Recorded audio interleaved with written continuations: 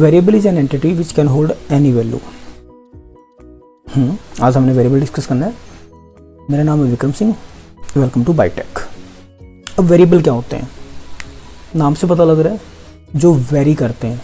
जैसे मैथ में होता है, मैंने कहा माना x की value 10, let x equal to 10, तो ये मेरा वेरिएबल है। x की वैल्यू 20 भी हो सकती है, 30 भी हो सकती है। सेम वेरिएबल यूज़ होते हैं हमारे प्रोग्रामिंग लैंग्वेज में वैल्यूज़ को होल्ड करने के लिए। जो वैल्यू वेरी करती रहती हैं, जो वैल्यू फिक्स होती हैं उनको हम कांस्टेंट कहते हैं, और जो वेरी करते रहते हैं उनको वेरिएबल्स कहते हैं। वेरिएबल डिक्लेयर कैसे करते हैं, उन पे काम कैसे होते हैं, वो हम इस वीडियो में अभी देखेंगे। तो सबसे पहले सेम, अब तो आपको याद हो गया होगा कि हमने अपनी हेडर फाइल लगानी है जिसको हम कहेंगे studio.h, जो हमारी पहली हेडर फाइल है। उसके बाद इंट मेन हमने फंक्शन बनाना है, क्योंकि हमारा कंपाइलर सिर्फ मेन कोड ढूंढेगा, अगर उसको नहीं मिला तो प्रोग्राम आपका रन नहीं होगा। उसके बाद ब्रैकेट्स के बारे में शायद मैंने अभी तक नहीं बताया। जब भी आप कोई फंक्शन बनाओगे तो आपको जो भी करली ब्रेसेस आप ओपन कर रहे हो वही आपको क्लोज करनी होगी। हम ये कह सकते हैं कि ये ब्रैकेट के अंदर जो भी आप कोड कर रहे हो तो वो बिलोंग करेगा इस बेसिकली फंक्शन को, इंट मेन को। ठीक है, तो अब हम एक वेरिएबल डिक्लेयर करते हैं। मैंने कहा x इक्वल टू 10, ये मेरा क्या होगा, एक वेरिएबल जिसकी वैल्यू 10 है। लेकिन हमने इसको कोई टाइप नहीं दी है कि वेरिएबल आपका किस टाइप का, तो आपको एक टाइप देनी पड़ेगी। मैंने इसको बना दिया इंटीजर टाइप। ठीक है, ये हम शायद पहले भी कर चुके हैं। प्रिंट एफ किया मैंने, जैसे मैंने बताया था यहाँ पे आपको स्पेसिफायर देना है %d, क्योंकि इंटीजर है, कोमा, और यहाँ पे आपको वेरिएबल का नाम जैसे x है और सेमीकोलन से स्टेटमेंट एंड करनी है। आपने इंटीजर लिया है तो रिटर्न करना पड़ेगा इसको, तो मैंने रिटर्न करा दिया 0। तो ये आपका एक बेसिक सा कोड तैयार हो गया हमारा इंटीजर फंक्शन का। तो मैंने रन करने का तरीका आपको बताया था कि आपने राइट क्लिक करना है और रन कोड पे क्लिक कर देना है। तो यहाँ पे आपको आ जाएगा इसका आउटपुट 10। ये तो हो गया हमारा वेरिएबल जो कि इंटीजर टाइप का है। मैं आपको उसको सिंटैक्स बता देता हूँ। सिंटैक्स बहुत ज़रूरी होते हैं प्रोग्रामिंग लैंग्वेज में कि आपने वेरिएबल कैसे डिक्लेयर करना है। तो सबसे पहले आपको लिखना है डेटा टाइप्स, कि आपका वेरिएबल है वो किस टाइप का है। उसके बाद नेम ऑफ द वेरिएबल, कि जो भी आपका वेरिएबल है उसका आप नाम लिखो, और उसके बाद अगर आप देना चाहो तो इसकी वैल्यू दे सकते हो, और एंड में सेमीकोलन। यहाँ पे आपका जो है एंडिंग कंप्लीट होती है। तो अब मैं यहाँ पे एक वेरिएबल डिक्लेयर करता हूँ। करैक्टर ले लेते हैं, हमने करैक्टर पे काम नहीं किया। मैंने लिया कैर, और मैंने एक वेरिएबल, अब ये मेरा हो गया डेटा टाइप। उसके बाद मैंने यहाँ पे एक वेरिएबल का नाम ले लिया, सपोज करो a इक्वल टू, ये याद रखना जब भी आप कोई करैक्टर लोगे तो करैक्टर हमेशा सिंगल कोट्स में आता है। मैंने इसकी वैल्यू ले ली z करैक्टर। ठीक है, और मैंने बताया था कि करैक्टर के लिए %c यूज़ होता है, तो यहाँ पे आपको लेना पड़ेगा c, और मेरी वेरिएबल का नाम है a, तो x को हटा के हमें लगाना पड़ेगा a, ब्रैकेट्स लगा दो। तो कंप्लीट हमारा डन। हाँ, एक वेरिएबल डिक्लेयर हो चुका है। अब मैं क्या करता हूँ, इसको रन करता हूँ। तो यहाँ पे हमारा प्रिंट होगा z।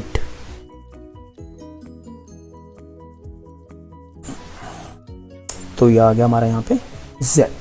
ठीक है, अब इसके बाद बेसिकली हम क्या करते हैं, एक छोटा सा प्रोग्राम बनाते हैं जिसमें हमने 2 नंबर को ऐड करना है।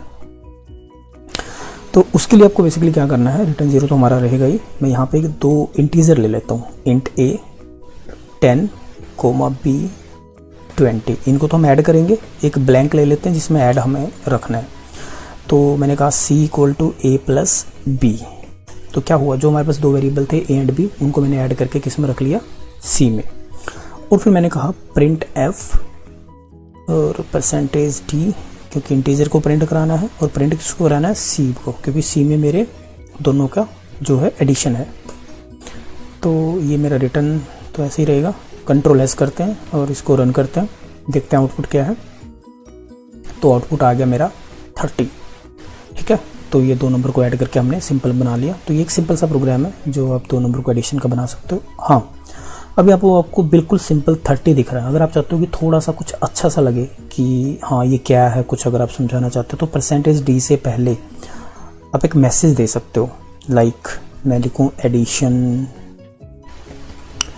Of a and b equal to, एक कमेंट की तरह ही काम करेगा ये, और रन कोड। तो अब आया addition of a and b equal to 30। अब अच्छा सा लग रहा है, अब हमें पता लग रहा है कि क्या काम हो रहा है। पहले तो 30 डाल दिया, तब क्या पता कहाँ से 30 आ गया। ठीक है, तो यहाँ पे बेसिकली हमने ऐड किया, और इसको हम एक एज ए मैसेज भी ऐसे दे सकते हैं। तो ये थे हमारे वेरिएबल्स जो आप यूज़ कर सकते हो, और ये एक मैसेज का हमने नया ऐड ऑन किया है। हाँ, थोड़ा सा इसी में बता देता हूँ आपको कमेंट के बारे में। अब कमेंट क्या होता है? कमेंट एक ऐसी लाइन होती है जो कि आपके कोड में रन नहीं होती, एग्जीक्यूट नहीं होती। फॉर एग्जाम्पल अब ये प्रिंट एफ है, ठीक है, ये एग्जीक्यूट हो रहा है। ये आपको क्या दे रहा है स्क्रीन पे? Addition of a and b 30। इसको अगर मैं कमेंट बना दूँ, कमेंट मतलब आपको डबल स्लैश डाल देना तो ये कमेंट बन जाएगा, बैक स्लैश भी कह सकते हैं। तो ये अब कमेंट ग्रीन कलर में हो गया, वैसे आपको हाईलाइट हो जाएगा ये, और ये कमेंट बन गया। अभी एग्जीक्यूट नहीं होगा। अगर मैं इसको रन करने की कोशिश करता हूँ, रन कोड, तो देखो यहाँ पे आउटपुट नहीं आया। क्यों नहीं आया? क्योंकि कंपाइलर को पता लगा कि ये तो कमेंट है, ये तो मैंने रीड ही नहीं करना, ये तो बंदे ने वैसे लिखा हुआ है, ठीक है।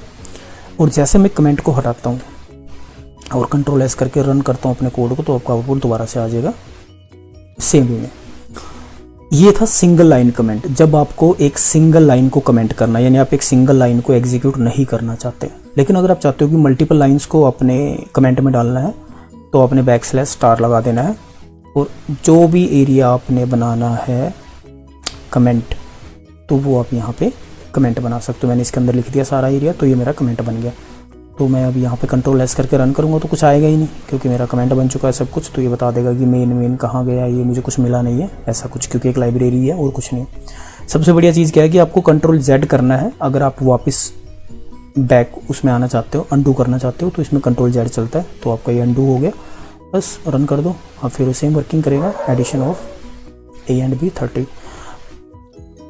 अब आपको लग रहा होगा कि ये यहाँ से स्टार्ट हुआ था, ये इतना गैप कैसे आ गया हमारे टर्मिनल में।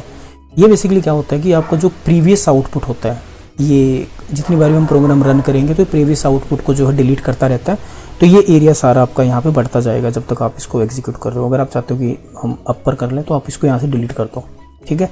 कंट्रोल एस करो, दोबारा से रन करो रन कोड, तो अभी स्टार्टिंग से रन होगा, तो आपको यहाँ पे आपको दोबारा से मिल जाएगा। तो आपको यहाँ से बस डिलीट कर देना और रन करोगे तो जो आपका टर्मिनल है दोबारा से स्टार्ट हो जाएगा। तो कोई इशू आपको इसमें आने वाला है नहीं। तो ये था हमारा बेसिकली कमेंट और वेरिएबल्स के बारे में।